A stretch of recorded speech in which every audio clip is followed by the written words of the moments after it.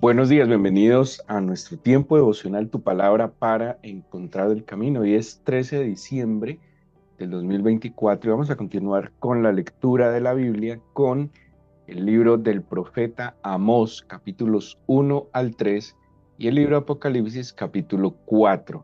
Amós 1 al 3 y Apocalipsis 4.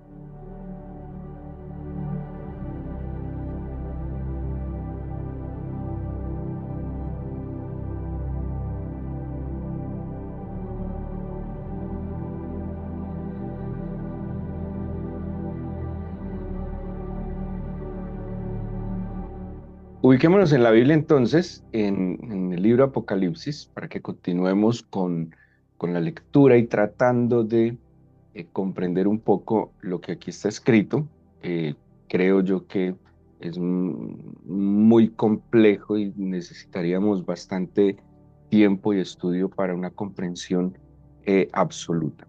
Habíamos dicho que cuando se le dice a Juan que escribiera, se le dice que escribiera las cosas, eso está en el capítulo 1, versículo 19, que había visto las cosas que son y las que debían ser después de estas. En los capítulos 2 y 3 vemos en el mensaje a las 7 iglesias, y es lo que pues muchos comentaristas entienden, es el mensaje a la iglesia cristiana en general a través de los diferentes tiempos, ¿sí? Que están representadas en este número. Ya sabemos que el 7 es número de perfección, de plenitud, y digámoslo así, todas las circunstancias que la iglesia cristiana viviría a través de los años, está entonces representada en este mensaje.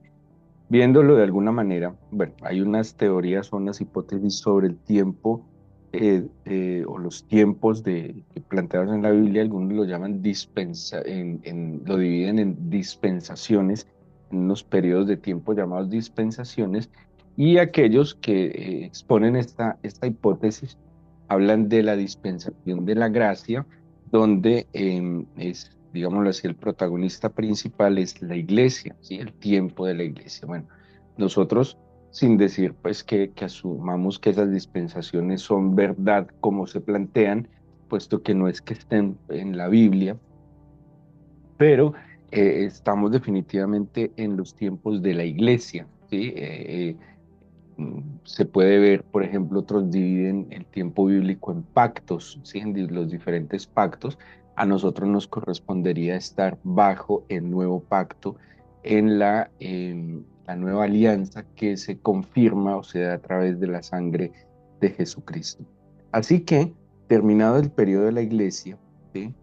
Juan, digámoslo, si lo pudiéramos ubicar cronológicamente en la historia que Juan está viendo, como que pasa el tiempo de la iglesia y se vienen otros acontecimientos, así se puede ver de otra manera, o que lo que va a describir Juan de aquí en adelante también está inmerso o transversal a la cronología de la historia de la iglesia. Ahora, lo que vamos a empezar a ver, muchos creen que todas estas cosas solo son para el final, pero viendo el desarrollo, por ejemplo, de los sellos, de las trompetas, es muy posible que estos acontecimientos planteados por Juan ya se hayan empezado a dar, ¿sí? Por ejemplo, la apertura de los sellos, cada apertura de los sellos traía un acontecimiento mundial, y esos acontecimientos mundiales sí se pueden identificar ya en la historia de la humanidad.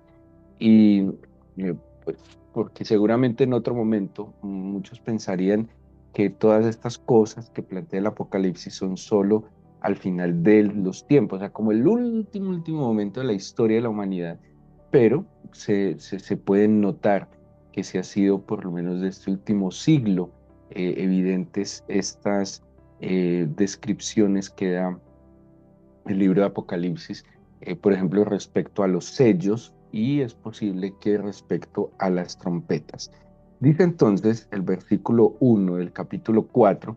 Bueno, el capítulo 4 y 5 creo que deben mirarse, pues no deberían dividirse porque es una misma escena, ¿sí? Es un mismo lugar, es una misma circunstancia, son los mismos protagonistas los que están en el capítulo 4 y 5, y de hecho el capítulo 6 también tiene a los mismos protagonistas o a gran parte de ellos. Entonces, creo que estos capítulos hay que verlos también en conjunto. Vamos a ver el tiempo como nos lo permite. Dice entonces el versículo 1, 4, Apocalipsis 4:1. Después de esto miré y he aquí una puerta abierta en el cielo. Y la primera voz que oí, como de trompeta hablando conmigo, dijo: sube acá y yo te mostraré las cosas que sucederán después de estas. Entonces, tomando de nuevo el versículo 19 del capítulo 1, cuando le dice, escribe las que son, las que has visto, las que son y las que han de ser después de estas. En el versículo 1 empieza a describir esas cosas que serán después de estas planteadas en el mensaje de las 7 iglesias. Y dice el versículo 2, y al instante yo estaba en el espíritu y he aquí un trono establecido en el cielo y en el trono uno sentado. Bueno, empieza Juan a hacer una descripción que vemos en personas como Daniel, Ezequiel. El mismo Pablo hace una descripción de una experiencia espiritual que él tuvo, donde él dice que ascendió al tercer cielo. Bueno, acordémonos que la palabra cielos en hebreo es plural. No se dice el cielo, sino que es los cielos. La palabra hebrea es shamaim, los cielos. Y encontramos en la Biblia, digámoslo así, 3 cielos. De hecho, Pablo describe que él fue al tercer cielo. ¿Cuáles serían esos 3 cielos? Pues el primer cielo es el firmamento, digamos, la atmósfera, lo que nosotros tenemos aquí en nuestro entorno. El segundo cielo sería lo que sería por fuera de la atmósfera terrestre, lo que nosotros llamamos el universo. Y el tercer cielo sería ese estado espiritual, la morada eterna del Señor. Entonces Pablo describe que él fue al tercer cielo, o sea, a la morada celestial del Señor, ¿sí? Aquí Juan, para poder llegar a ese tercer cielo, dice que estaba en el Espíritu. Y Juan también, perdón, Pablo también explica digamos, esa experiencia extática que tuvo para poder llegar a la gloria del Señor. Daniel también nos describe una, una, unas visiones de los cielos, ¿sí? O más bien de ese tercer cielo. Ezequiel también nos habla de una visión celestial. Aquí Juan tiene una visión celestial extraordinaria. Eh, Ahora, es muy difícil y muy complejo para nosotros entender muchas cosas de la Biblia, porque, por ejemplo, esos personajes cuando tienen estas experiencias, ¿qué es lo que seguramente a usted le ha pasado?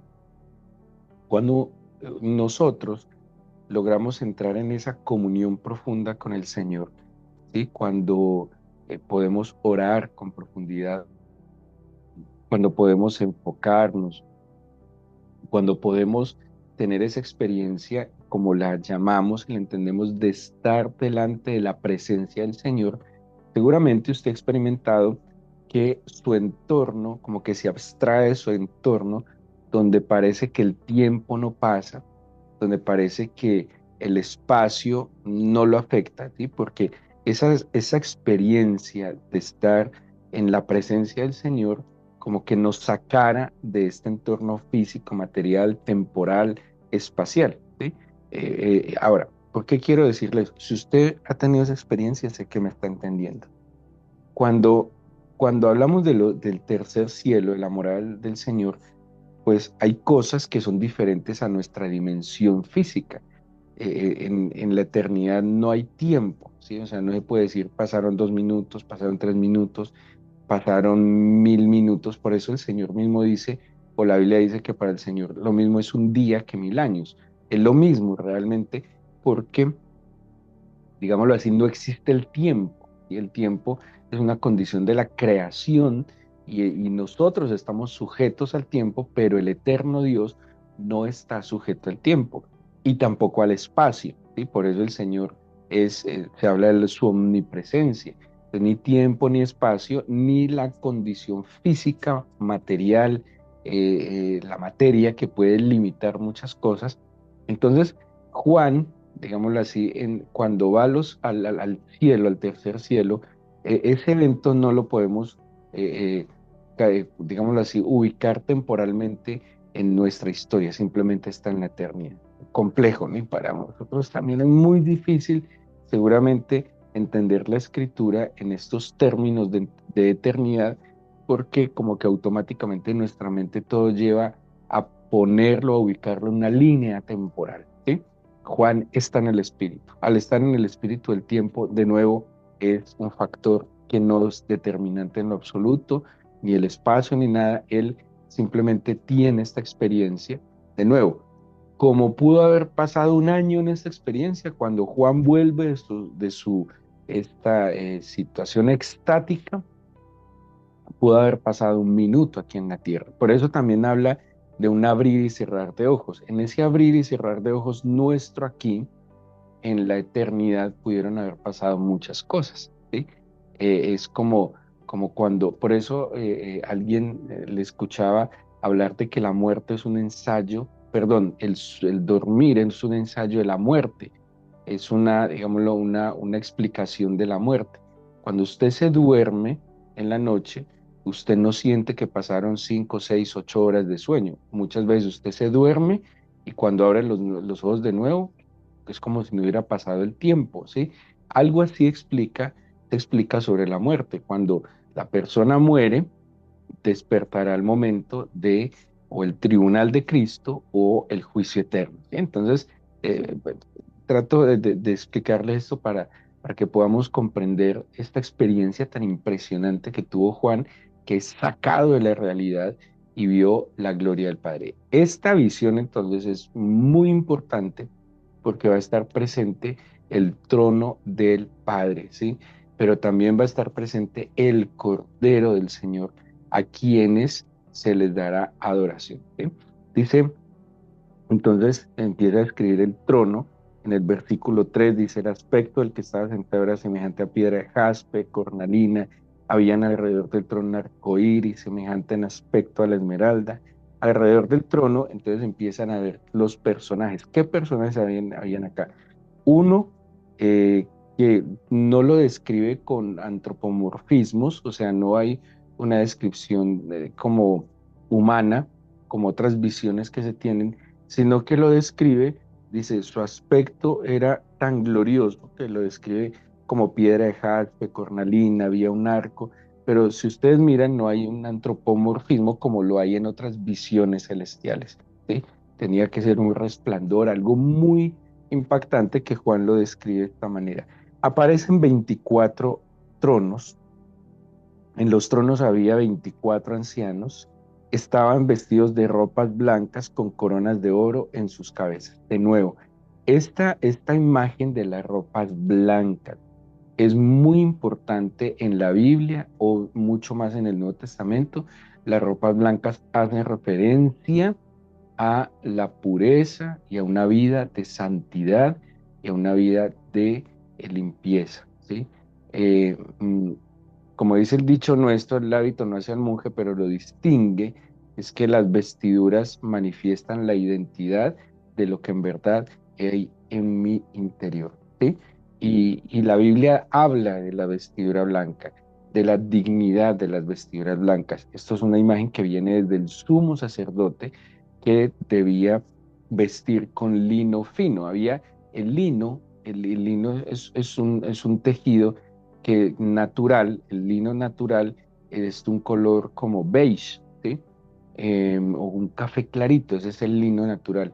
Pero el lino fino es un lino que es procesado para purificarlo y queda en verdad blanco resplandeciente. El sacerdote debía usar lino fino, además era una tela fresca que le guardaba, digámoslo así, su, su pureza, su limpieza, y era una prenda muy importante. Y esa prenda blanca, pues obviamente es lo que la Biblia nos está hablando también de la dignidad para estar delante del Señor. El Señor con su sangre nos da la oportunidad de ser purificados y vestidos de lino fino, blanco y resplandeciente.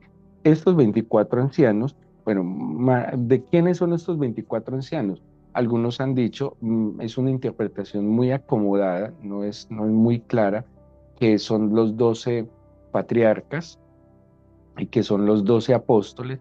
Aquí hay un tema complejo porque ¿cuáles 12 apóstoles? Judas estaría ahí, Pablo, en verdad Pablo puede estar ahí, o Matías creo que fue el que eligieron los apóstoles, complejo, ¿no? ¿Cuáles 12 tribus? Los 12 hijos de Jacob, o sale de ahí Levi y ¿cuál era el otro? Y José, y entran Efraín y Manasés. Entonces, esa es compleja. Lo más sencillo es que estos 24 ancianos, sí es más claro, representan el sacerdocio. David, cuando prepara lo del templo, David establece el orden de la adoración en 24 turnos. Entonces establece 24, dividiendo las familias de Leví, establece que se iban a turnar, o hace 24 grupos para el sacerdocio, 24 grupos para la adoración, para la alabanza.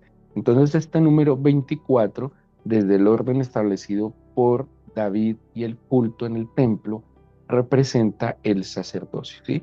No podríamos decir exactamente, darle un nombre exacto a estos 24 ancianos, pero creo, y muchos comentaristas así lo dicen, un entendimiento más sencillo, más claro y bíblico es que representan el sacerdocio.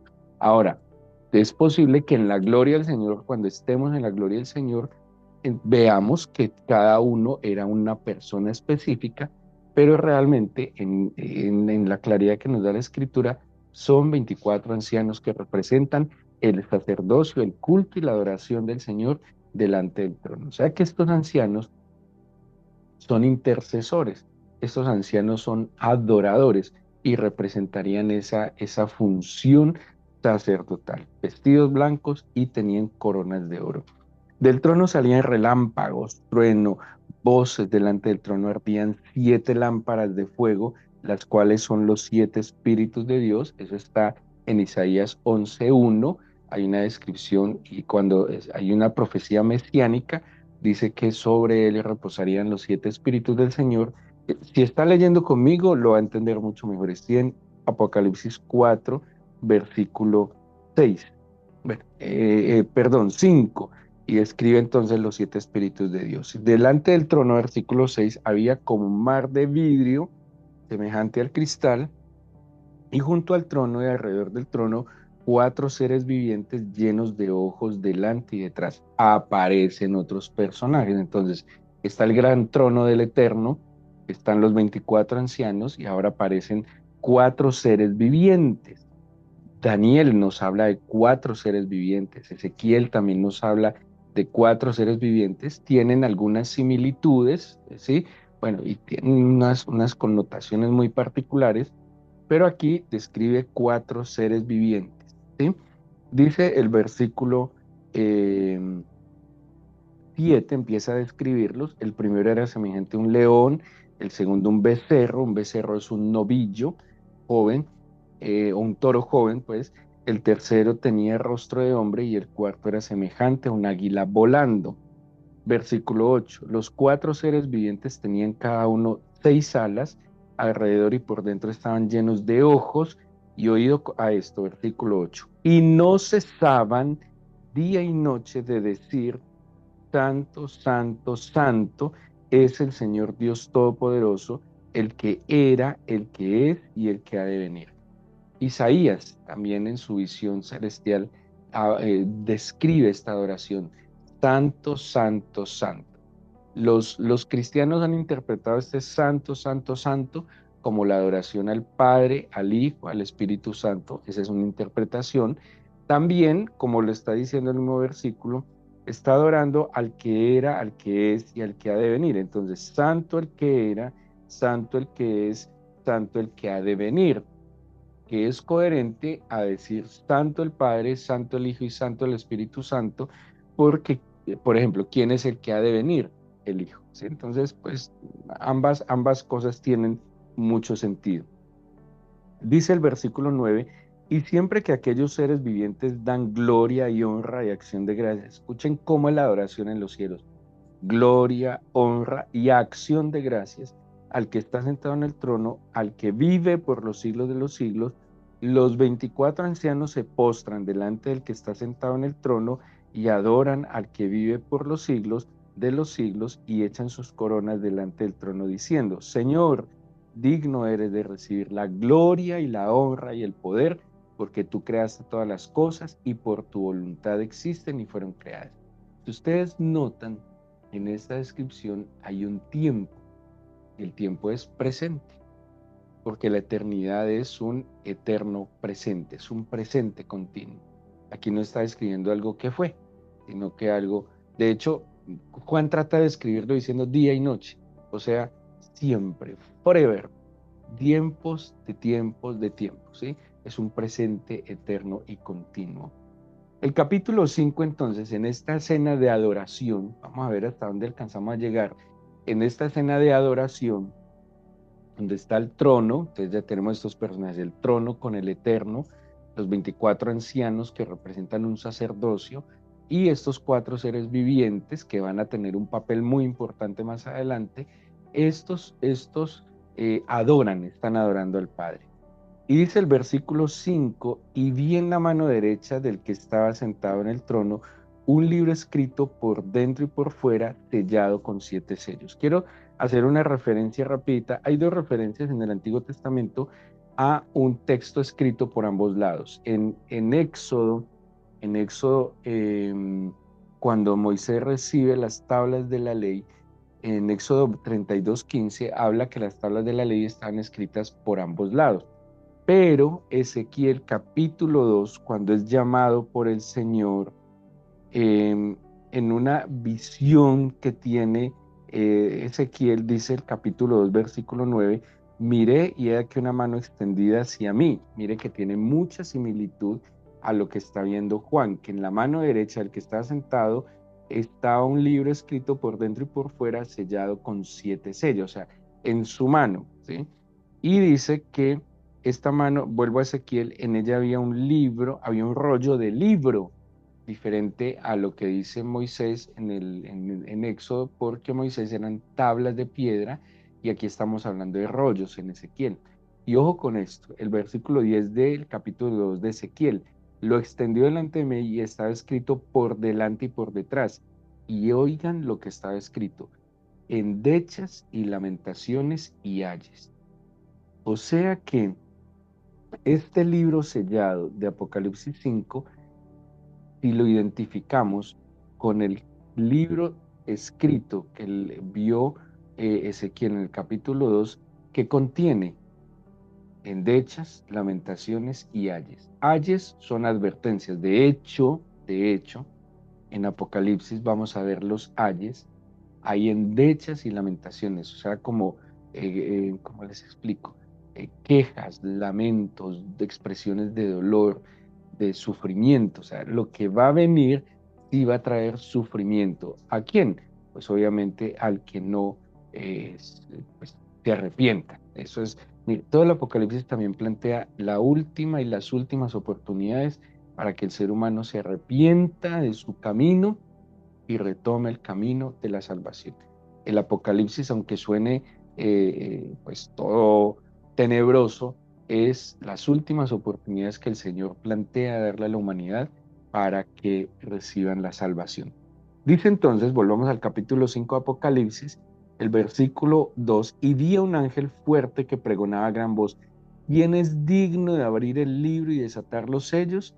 Y ninguno, ni en el cielo, ni en la tierra, ni debajo de la tierra, podía abrir el libro, ni aún mirarlo. Y lloraba yo mucho, porque no se había hallado a ninguno digno de abrir el libro, ni de leerlo, ni de mirarlo.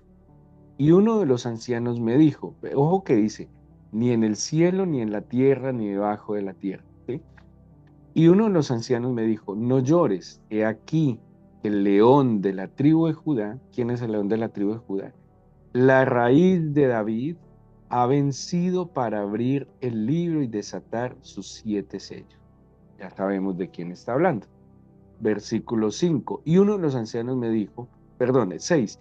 Y miré y vi que en medio del trono y de los cuatro seres vivientes y en medio de los ancianos estaba en pie un cordero como inmolado, que tenía 7 cuernos y 7 ojos, los cuales son los 7 espíritus de Dios enviados por toda la tierra. ¿Se acuerdan que hablábamos que en Isaías 11:1 describe los 7 espíritus de Dios? Bueno, espero que esto los motive a que en verdad la Biblia hay que estudiarla, hay que leerla detenidamente y hay que meditarla y hay que estudiarla. Esto es maravilloso. Hay gente que le gusta empezar a leer la Biblia con el Apocalipsis, por eso es que se confunden. ¿Ustedes no creen que el Apocalipsis es el último libro de la Biblia por algo? Y si está de último, es lo último que se debería leer. Si ustedes miran, estamos en diciembre y es el último libro de la Biblia que estamos leyendo. Para llegar al Apocalipsis hay que haber leído toda la Biblia para tener un panorama más claro y poderlo comprender. No se puede leer este libro digámoslo así, por curiosidad. Por algo está, a nadie se lee un libro empezando por el final. No tiene sentido. El libro se empieza por el principio. En este caso la Biblia se empieza con el Génesis. Y la lectura adecuada de la Biblia debería ser Antiguo Testamento, estúdielo, compréndalo y luego estudie y comprenda el Nuevo Testamento. Bueno, aquí aparece entonces en escena, ya sabemos, el cordero que fue inmolado. Ya sabemos aquel que es la raíz del linaje de David, el león de la tribu de Judá. Aquel que venció a la muerte en la resurrección. Es muy posible que esta descripción de Juan, de nuevo, ahora Juan se supone que está teniendo esta visión tiempo después de que el Señor muere y resucita. Pero pareciera que cuando Juan tiene esta visión, es como si, hablando en el tiempo terrestre, se hubiera devuelto al momento en que el Señor estaba en ese proceso de ascender al cielo. Esa es una interpretación que se le ha dado porque no estaba allí. Dice, no estaba ni en la tierra, ni debajo de la tierra, no estaba ni en los cielos. ¿Dónde estaba? Entonces algunos, no me parece loco ni descabellado, algunos dicen que esa visión de Juan, hablándolo en tiempo terrenal, está en el momento en que el Señor está ascendiendo al cielo. Pero cuando preguntan, no está. Pero luego que asciende a los cielos, ¿sí? que está escrito en el libro de los Hechos capítulo 1 y en Mateo 28, perdón, cuando asciende a los cielos, entonces ahí aparece el Cordero que fue inmolado, pero que venció. Esa escena que sigue es extraordinaria y luego vienen los sellos. Espero que los lean. Sábado y domingo vamos a leer en la guía devocional el capítulo 6 de los sellos, capítulo 7, donde van a aparecer los 144,000 sellados. Y si tienen curiosidad, pues les invito a hacer nuestros seminarios bíblicos donde tratamos de detallar mejor este libro. Así que oremos, démosle gracias al Señor, espero que siga la lectura, mucho cuidado, siempre con mucha atención. Cualquier pregunta me pueden escribir o llamar, que con mucho gusto les puedo resolver, pero mi mejor consejo es que estudie, lea atentamente la Biblia, profundice, capacítese, porque es un libro de vida y para vida. Y démosle gracias al Señor por este día, por esta semana que nos ha concedido, porque hemos visto tu misericordia, tu gracia y tu bondad. Creo que hemos experimentado que tu mano no nos ha soltado, Señor. Y por eso damos gloria, honra y alabanza a tu gran nombre. Te bendigo, Señor, y te exalto, te doy gracias, porque tu amor nos ha amparado. Y te pido que nos bendigas en este fin de semana, que mañana, en el caso de nuestra iglesia, nos permitas congregarnos, Señor, aquí en el Monte Sión, en Manizales, en la casa de oración, Señor, y aquellos que están fuera de la ciudad a través del Zoom, permítenos en espíritu ser uno solo para escuchar tu voz y para glorificar. Te pido tu bendición, Señor, en el nombre de Jesús. Amén.